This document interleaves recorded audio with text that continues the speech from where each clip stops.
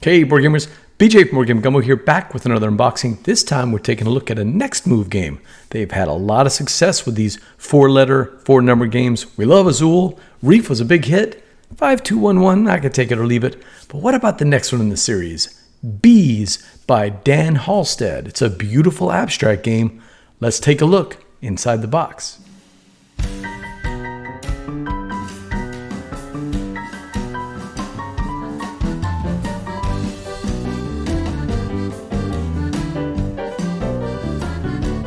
Here's BEEZ by Dan Halstad, the front cover.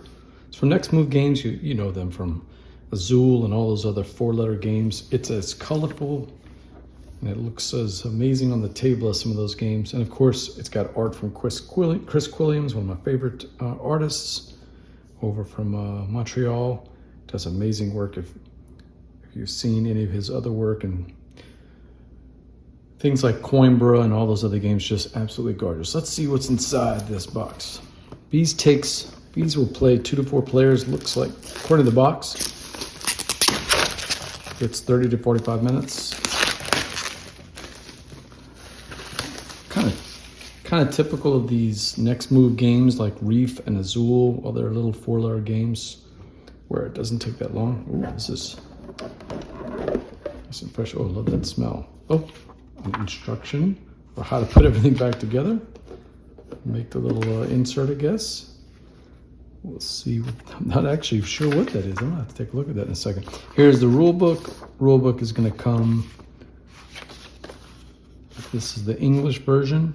It's got the simple instructions. Usually with these Next Move games, it's no more than 4 to 5 pages. And that kind of looks the same here. You know, I've always enjoyed the Next Move rule books. They're usually pretty good there.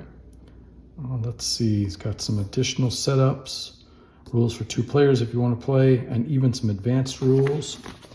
Then an appendix, and I'm assuming that appendix is going to give you, so all of the objective cards are going to tell you how to work those. So let's see what's inside the game. Each player is going to get this little hive. There's 4 of them, as you can see. They're all exactly the same. And that's where you're going to be putting the nectar that you collect in the game here to score the different points. So obviously you got to plan out how you're going to put those out. As we've come to expect with Next Move games, it's going to be colorful, chunky pieces. This is all the hive pieces. Let's see if we can get that spread out on the table. Yeah, look at that. Nice and beautiful wooden pieces. I don't always use Plan B and Next Move Games' inserts because a lot of times they're more fiddly than they're worth, but they are gorgeous. You know, beautiful game trays style. Let's get this nectar off to the side, and of course the big giant nectar pieces, all the different colors, and it looks like some player pieces, maybe scoring markers. I'm gonna guess.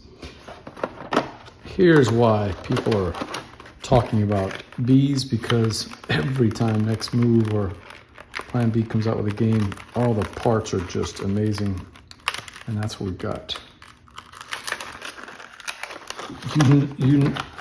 You know that's going to look amazing on the table. Look at these little bees. I mean, just so the bee has all the plastic elements for it, and then it's got the movement, and we're going to explain that in just a second. So you're always going to be turning on the board. Let's see if we can get to the board. Yep, there it is. All right, so we got some punchboard here.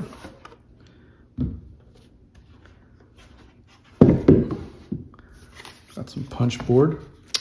5 different pieces. Punches out super nice. Oh, that is super easy. Okay. So when you're building out the board, I don't have the instructions in front of me, but I'm assuming it's going to be done like that, kind of hexagon or beehive style. Lots of colorful pieces. Different artwork, just classic and clean artwork, nothing fancy, nothing, just really nice looking. We're gonna punch it all out while we're here. Might as well get that done. There's just 5 pieces, so each one with different colors. I'm assuming those are going to match up. All right. So yeah, big stack of tiles.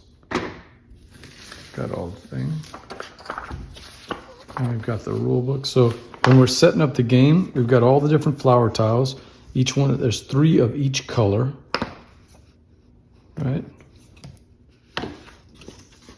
And setting up the game, you're just gonna build this out.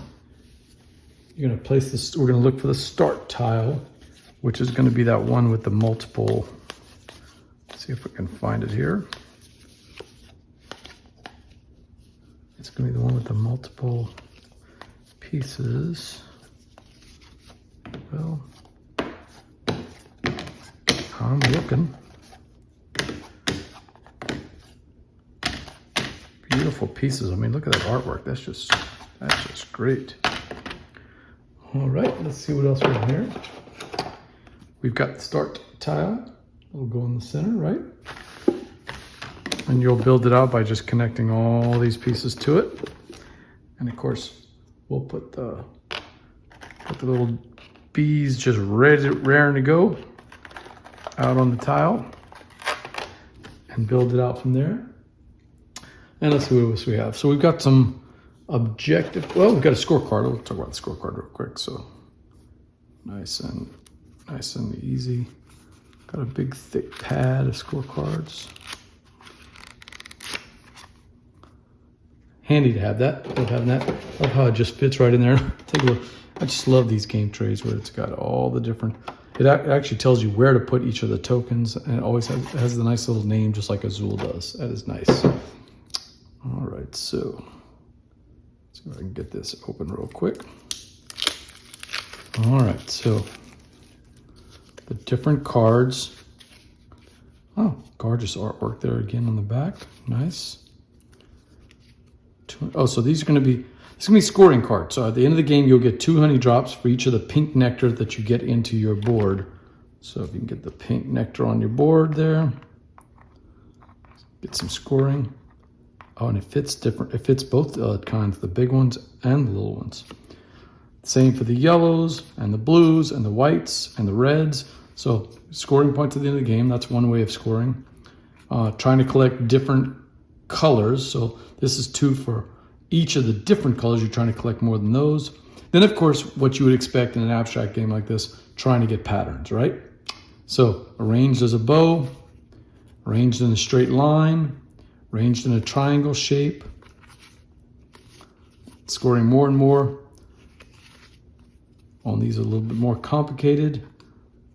Different 7 honey drops if you've put nectar on all 3 chambers of a 4-5 row, or 12 honey drops if you've filled both of the 4-5 rows. Interesting. So a little more complicated, but scoring a lot more points. So, and on your turn, you'll basically decide which way you're going to move. And when you look at the actual bee on the bottom, you'll see that it's got numbers telling you how many spaces you can move. So moving just to the left or to the right is going to give you either 1 or 5 moves. Going back that way is 2 to 4, and going the other way is 3. So you'll turn to the way you want to go. So if I want to go that way, you'll turn and then move 1 or 5 spaces out. All right, so let's just show you a quick sample turn. So let's say my little purple bee was right here and I'm trying to collect these orange nectar. I could look at and see that if I turned it to the right, that one move to the right, it would give me either 1 or 5 spaces. So let's say I turn it to the right, and then I'll move 1, 2, 3, 4, 5. Landing on the big nectar is okay, because not only do I get to collect the big nectar as the bee, I can collect 1 of the smaller nectars around it. So this is perfect for me because on my board, I'm actually trying to collect those. So I'll take that big one here and there, and that would help me collect 4 at the end of the game, showing 4 honey drops for each 3 nectar in 1 color arranged in a line, and that's what I say. That's what I have right here, and that's how you do it. Plan your flight plan, make those moves, collect the nectar, and then make some honey. All right, the finished product. Now we've got a typical setup. We've done it for 3 players here: the brown or the orange, the blue, and the purple. And as you can see, we've set up a random set of tiles with 3 leaves and 1 of each color around. Each of those has the 3 small nectar, and all the ones surrounding on the edges have the 3 small nectar and 1 large nectar. Once they're moved to your board, the sizes really don't matter. It's just for the purposes of collecting them that it matters. We also have the 3 public goals that we can see right here. And also each player is going to get 1 of each type. So they'll have 3 cards in their hand and they'll discard 1. So they'll keep 2 to work on privately so that no one sees it. And then as you collect here, you'll collect your nectar and you'll move it into your honeycomb. Now, the end of the game is going to be triggered as each time you collect nectar, you'll just keep moving your piece here. This handy dandy piece tells you that when you get to the 12th one, that's going to trigger the end of the game. That's how to set up BEEZ. Looks like a beautiful abstract game. Hoping to play with the family this week. All right, so that was inside the box of BEEZ with a brief overview of the gameplay. What do you think? Is it worth all the buzz that it's been getting? Let us know in the comments below. And until next time, laissez les bon temps rouler.